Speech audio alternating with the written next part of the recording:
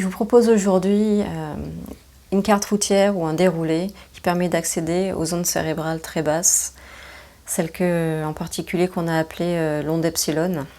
Elles ont été catégorisées avec différents noms grecs, comme ça. Et puis dans les extrêmes, vers les 0 Hz, entre 0,1 et 0,4 Hz, il y a celle qu'on appelle l'onde epsilon.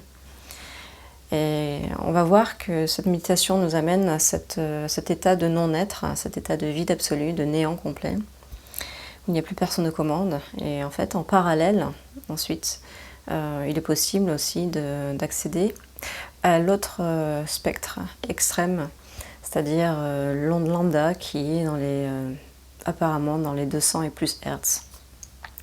Donc cette petite carte routière, j'espère, vous sera utile, au moins pour voir l'étendue de ce qui est possible et comment y accéder de manière aussi précise que j'aimerais pouvoir le partager.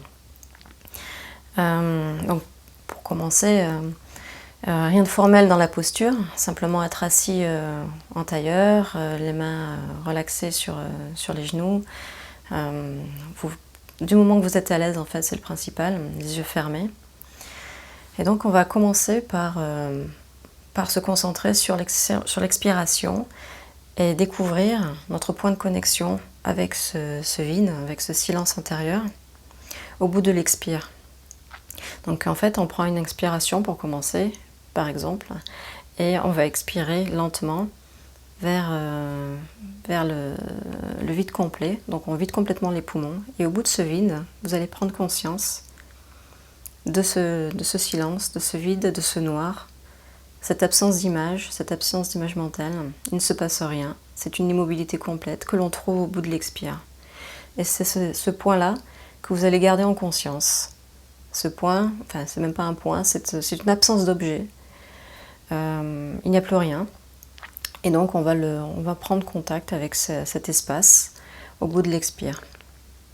Donc ce que vous pouvez faire, c'est maintenir une absence d'air dans vos poumons pendant 1, 2, 3, 4 secondes maximum, jusqu'à ce que vous sentiez le besoin d'inspirer à nouveau.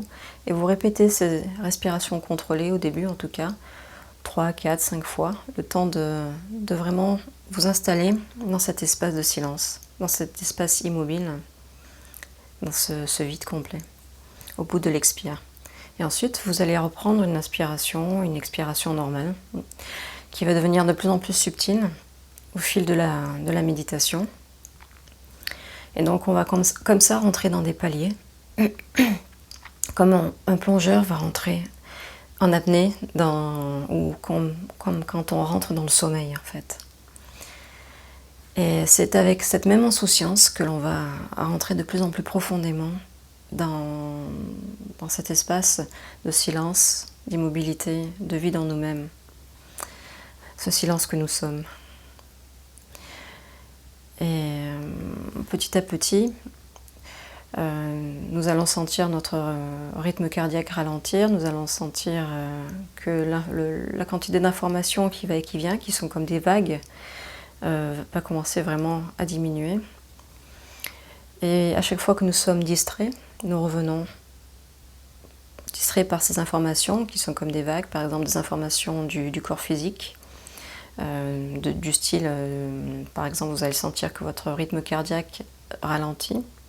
Donc à chaque fois, vous revenez dans cette absence d'information, dans ce silence intérieur, dans cette immobilité, dans ce noir, cette absence d'image. Et vous maintenez donc cette conscience-là, en laissant passer donc toutes les autres formes d'information.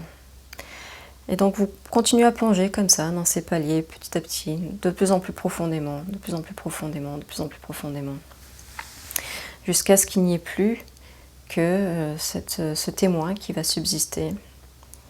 Vraiment, à ce moment-là, vous êtes déjà arrivé dans les très basses fréquences.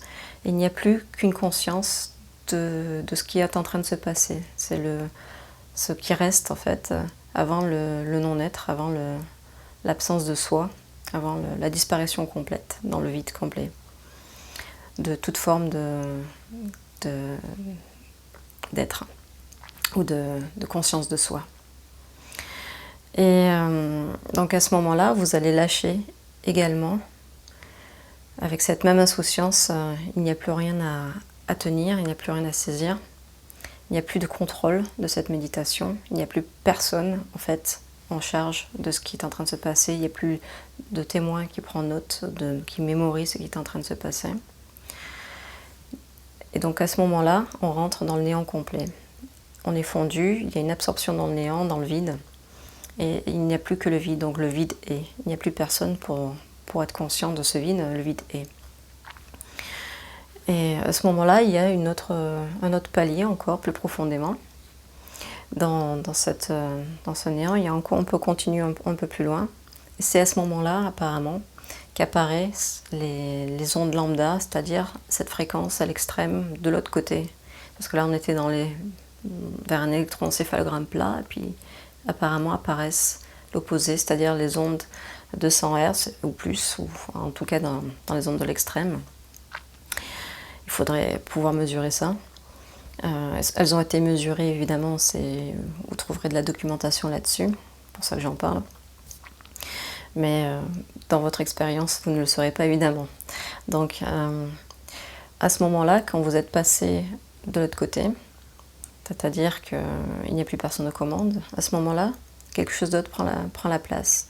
C'est-à-dire qu'il n'y a plus à vouloir rentrer encore plus profondément dans cette dimension de non-être. Il n'y a plus personne qui prend des décisions, et à ce moment-là, il y a la lumière qui apparaît, la lumière est. C'est ce que je peux décrire comme pure lumière ou pure énergie.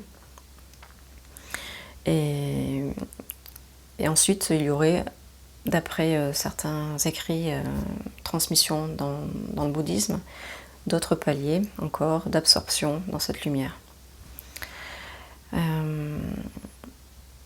Donc j'espère que cette petite carte aura été utile, en tout cas pour décrire tous ces passages, ces paliers.